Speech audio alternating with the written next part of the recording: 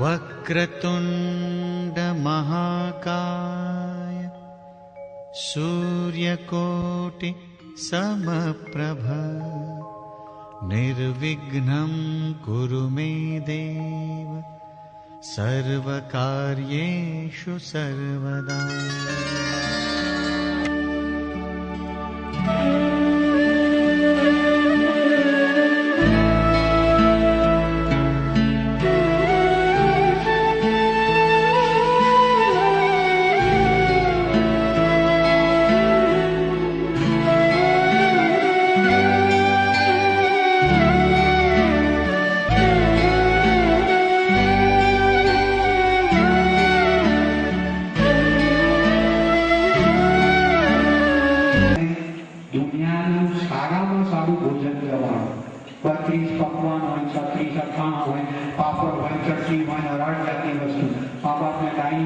સોનાના ટેબલ ઉપર મૂકો, ચાંદીના વાસણમાં મૂકો, પણ તમે નફરતથી મા બાપને એમ કહેશો જમી લો, એ જમવામાં મા બાપને રસ નહીં પડે. ભલે રોટલો અને રીંગણનું શાક કરો, પણ તમે પ્રેમથી લાગણીથી દીકરાની વહુને કહું છું ભોજન શું છે એ મહત્વનું નથી, જે હોય તે પણ લાગણીથી પ્રેમથી તમે માને સાસુને તમે જ્યારે માં કહો છો ત્યારે તમે તમારી માને માં કહો છો અને દિલમાં જેટલો ઉમળકો થાય છે એટલો ઉમળકો કોઈ દિવસ થયો ખરો? અને પાછી તમે લોકો એવી આશા રાખો છો કે અમારા દીકરાની વાઈફ આવશે ને એ તો અમને પ્રેમથી રાખશે. ભાઈ તમે આજે કોઈને પ્રેમથી રાખો ને, ઈશ્વરના દરબારમાં ચોપડા લખાય છે, જે જેવું કર્મ કરે છે ને એને એવું ફળ મળે છે. આપણે બાવળની ખેતી કરીએ અને પછી કેસર કેરી એના ઉપર થાય એવી આશા રાખીએ તો દુનિયામાં એક પણ કિસ્સો એવો થયો છે ખરો કે બાવળ ઉપર કેસર કેરી થાય? કેસર કેરી ખાવી હોય ને તો આંબા વાપરે.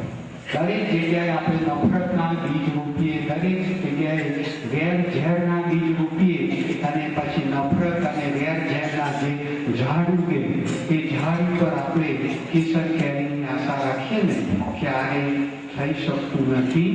યાદ રાખજો, નાના નાના બાળકો પણ આપણું અનુકરણ કરે છે. આજે મારા ઘરમાં મારો બાબુ 7 વર્ષનો હોય ને તો મારો બાબુ જોશે કે પપ્પા મમ્મીને કેવી રીતે રાખે છે. મમ્મીને કે દાદા અને દાદીને, મારી મમ્મી દાદા અને દાદીને કેવી રીતે. બાળકો બોલતા નથી, સમજે છે તો ઘણું બધું. બાળકોને પણ ધીમે ધીમે ધીમે ખ્યાલ આવે છે કે પપ્પા સરળ છે, મમ્મી શઠ છે, પપ્પા સજ્જન છે, મમ્મી રાક્ષસી બુદ્ધિ, પપ્પા સેવાભાવી છે, મમ્મીના તન મનમાં ક્યાંય સેવા જેવો શબ્દ દેખાતો નથી. એ બાળક તમને કહે નહીં, પણ નાના બાળકને પણ તમારા પ્રત્યે તિરસ્કાર અને ઘૃણાની લાગણી જન્મે છે. એ બાળક મોટું થાય અને પછી તમે એની પાસે માં તરીકે બાપ તરીકે આશા રાખો કે બાળક અમારી સાથે સજ્જનતાથી વર્તે. શું વર્તે ખરું? એવી આશા પણ આપણાથી રાખી શકાય ખરી? ક્યારેય ન રાખી શકાય. હું તો તમને એમ કહું છું કે તમે તમારા સાસુ અને સસરાને એટલા માટે સારી રીતે સાચવો કે તમારા બાળકો જોશે કે મમ્મી અને પપ્પા બા અને દાદાની સેવા કરે છે, ચાકરી કરે છે, એમને માન આપે છે, સન્માન આપે છે, તો એ ટેવ, એ સારા સંસ્કાર એમનામાં પડશે. તો તમે જ્યારે વૃદ્ધ થશો ને ત્યારે એ તમારી સેવા કરશે. બાળક જેવું જુએ છે ને એવું જ બાળક શું કરે છે? અનુકરણ કરે છે.